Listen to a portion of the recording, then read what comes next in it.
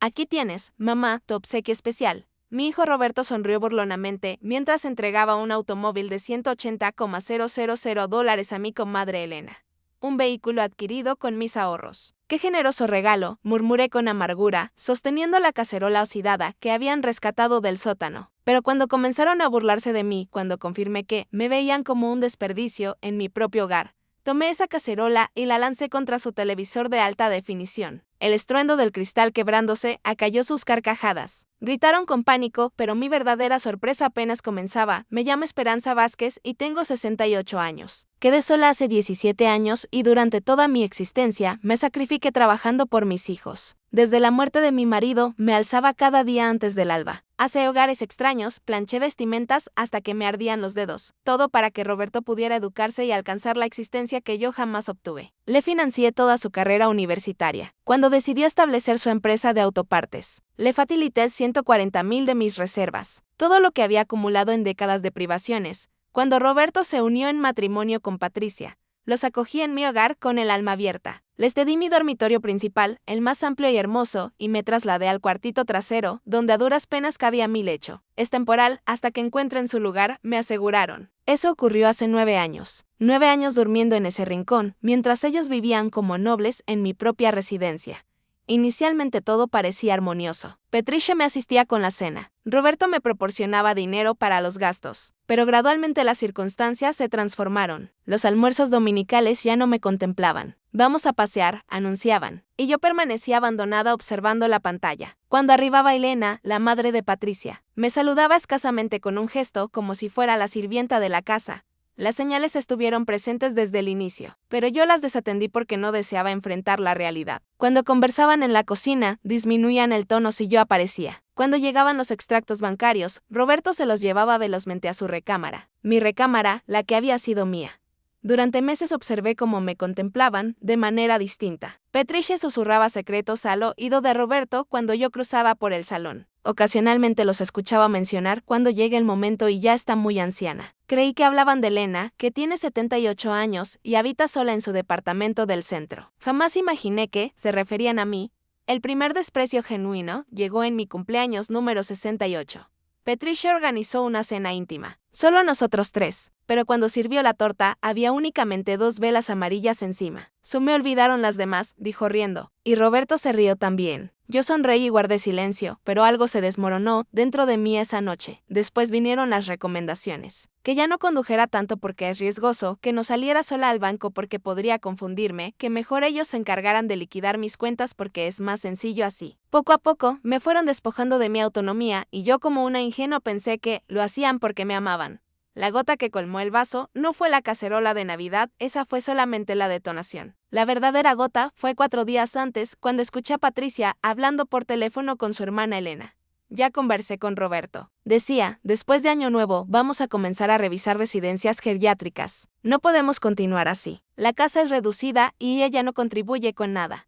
Yo estaba en el corredor, había ido por un vaso de agua y me quedé petrificada escuchando. Además, continuó Patricia, la casa está registrada a su nombre, pero Roberto es el heredero único. Cuando esté en la residencia, él puede realizar los procedimientos para apropiarse de todo legalmente. Esa noche no descansé. Me quedé sentada en mi cama diminuta, contemplando las fotografías de Roberto cuando era pequeño. Recordé las noches en que se enfermaba y yo me desvelaba atendiéndolo. Las ocasiones que tuvo miedo a la oscuridad y vino corriendo a mi cama. Los abrazos y los te amo, mamá. Las promesas de protegerme cuando fuera adulto. Todo eso se había convertido en vapor. Mi hijo, el niño, que eduqué con tanto cariño, ahora planeaba deshacerse de mí como si fuera un mueble deteriorado que molesta. La mañana del 24 de diciembre me levanté temprano, como siempre. Preparé el desayuno, arreglé la casa y me puse mi vestido azul favorito, ese que me hacía sentir distinguida. Pensé que quizás era mi última Navidad en familia.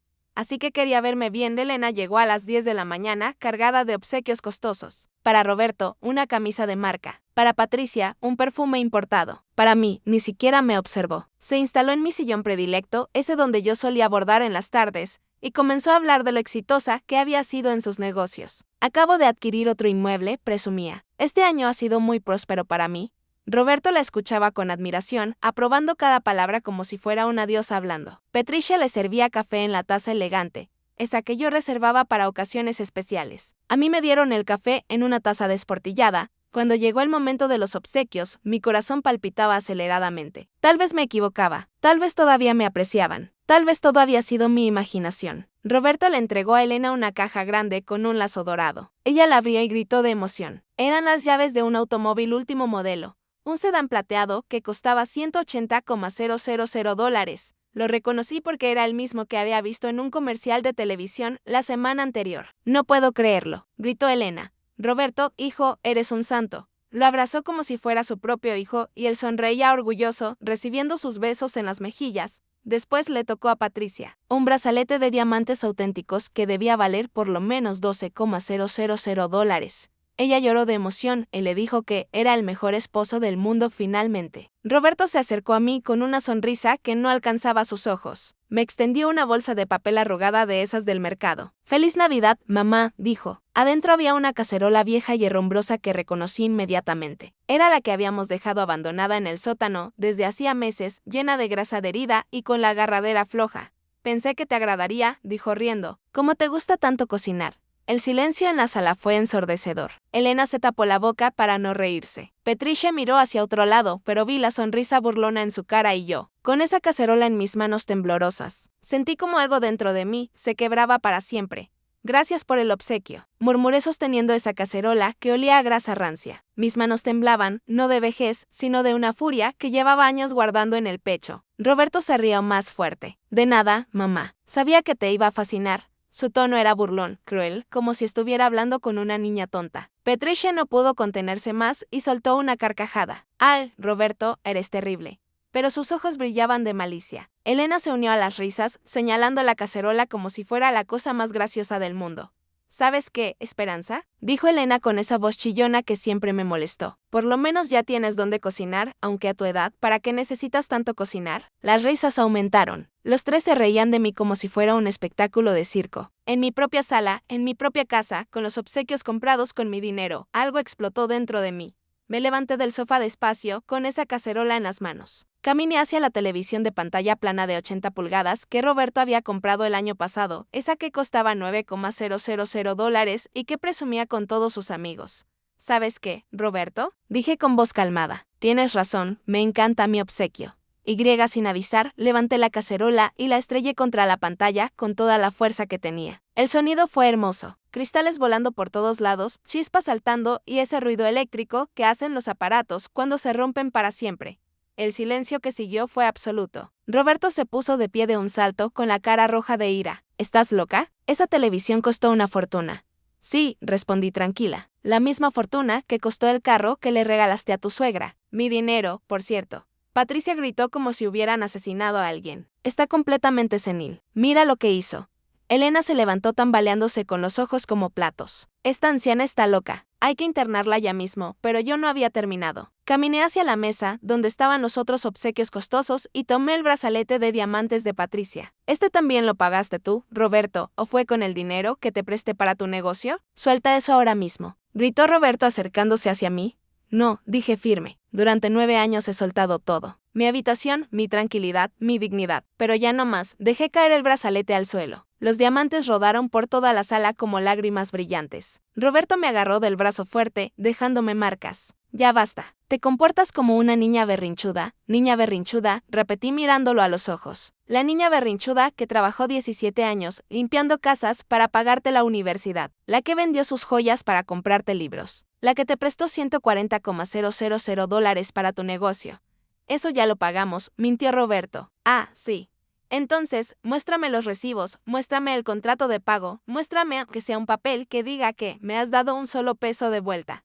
Roberto soltó mi brazo y retrocedió. No tenía papeles porque nunca habían pagado nada. Todo había sido palabras, promesas vacías. «Ya te pagaremos, mamá. No te preocupes». Patricia se acercó con esa cara de víctima que ponía cuando quería manipular. «Esperanza, nosotros te mantenemos. Te damos casa, comida, todo. Eso vale más que cualquier dinero». «¿Me mantienen?», pregunté incrédula. «En mi propia casa, con mi propia comida que yo compro, con mis propios servicios que yo pago».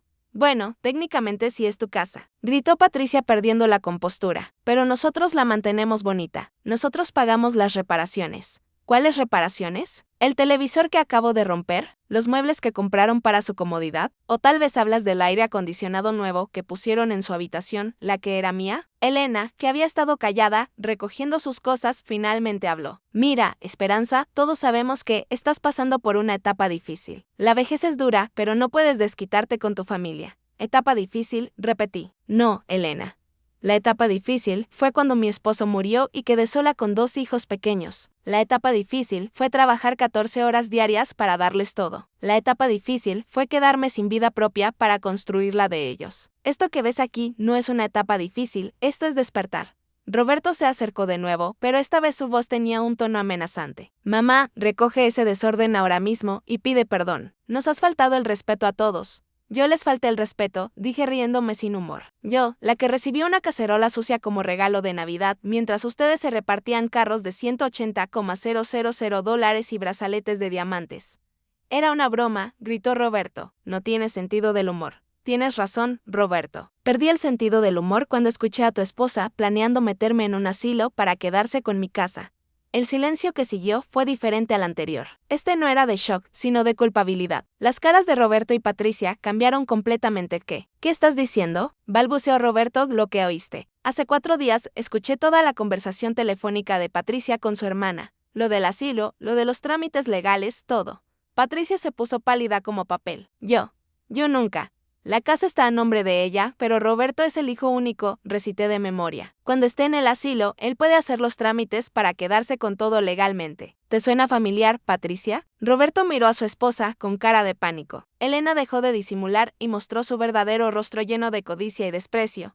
Mira, Esperanza, dijo Elena con voz fría. No sé qué crees que escuchaste, pero la realidad es que ya no puedes cuidar de ti misma. Este episodio lo demuestra. Romper televisores, tirar brazaletes. Eso no es normal. ¿Sabes que no es normal, Elena? Que tu hija y mi hijo planeen robarme mi casa mientras fingen cuidarme. ¿Sabes que no es normal? Que me den una cacerola podrida mientras tú recibes un carro de lujo. ¿Sabes que no es normal? Que me traten como basura en mi propia sala. Nadie te trata como basura, gritó Roberto, pero su voz sonaba desesperada. Sin convicción, no.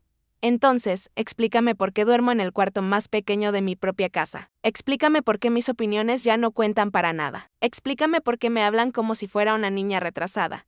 ¿Por qué actúas como tal? Murmuró Patricia entre dientes. Esas palabras flotaron en el aire como veneno. Roberto la miró horrorizado, pero no la contradijo. Elena sonrió con satisfacción, como si finalmente hubieran quitado la máscara.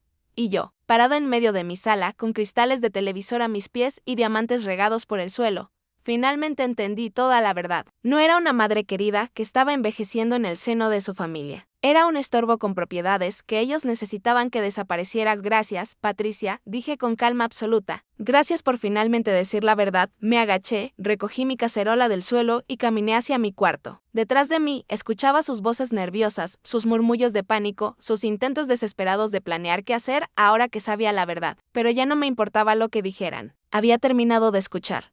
Me enterré en mi cuarto pequeño y puse el pestillo. Por primera vez en años, ese sonido metálico me dio tranquilidad en lugar de claustrofobia. Me senté en mi cama angosta y miré esa cacerola que cejía en mis manos. Ya no olía a grasa rancia, ahora olía a libertad. Afuera escuchaba sus voces desesperadas. Roberto hablaba rápido, Patricia sollozaba fingiendo inocencia y Elena daba órdenes como si fuera la dueña de la casa. Tienen que actuar rápido, la oí decir. Ahora que sabe todo, puede hacer alguna locura. La única locura había sido permitir que me trataran así durante 9 años. Saqué mi teléfono celular, ese que Roberto siempre decía que era muy complicado para mí, y marqué un número que tenía guardado desde hacía meses. El abogado que había consultado cuando empecé a sospechar que algo no estaba bien. Licenciado Morales, habla Esperanza Vázquez. Recuerda que hablamos sobre proteger mis bienes. Creo que ha llegado el momento. Su voz sonó seria, pero amable. Señora Esperanza, ¿está usted segura? Una vez que hagamos los cambios, será muy difícil dar marcha atrás. Nunca he estado más segura de algo en mi vida. Muy bien, nos vemos mañana temprano en mi oficina. Prepare todos los documentos que le pedí, escrituras, estados de cuenta, contratos de préstamo, si los tiene. Los tengo todos, mentí. La verdad es que Roberto se había encargado de que yo nunca viera esos papeles, pero sabía dónde los guardaba. Colgué y me quedé sentada, planeando cada paso. Afuera, las voces se habían calmado. Probablemente estaban esperando a que se me pasara el berrinche para poder manipularme otra vez. Pero Esperanza, la sumisa, había muerto esta Navidad. La que quedaba era una mujer que había trabajado toda su vida, que había criado hijos, que había enfrentado la viudez y había salido adelante. Una mujer que no iba a permitir que la siguieran robando. A las 11 de la noche, cuando todos estaban dormidos, salí de mi cuarto sin hacer ruido. La casa estaba oscura, pero yo conocía cada rincón mejor que nadie. Después de todo, era mi casa, fui directamente al estudio de Roberto, ese que había sido el cuarto de costura de mi difunto esposo. Roberto había puesto un escritorio grande y una caja fuerte pequeña, donde guardaba documentos importantes. Yo conocía la combinación porque lo había visto marcarla muchas veces. La fecha de nacimiento de Patricia era dentro, estaban todos mis papeles, las escrituras de la casa, los títulos de las cuentas bancarias que había transferido a nombre de Roberto para facilitar los trámites, los contratos del negocio, todo. También encontré algo que me heló la sangre, un folleto de un asilo llamado Villa Dorada con notas escritas a mano de Patricia. Habitación compartida, $4,200 al mes. Cuidado básico, visitas limitadas.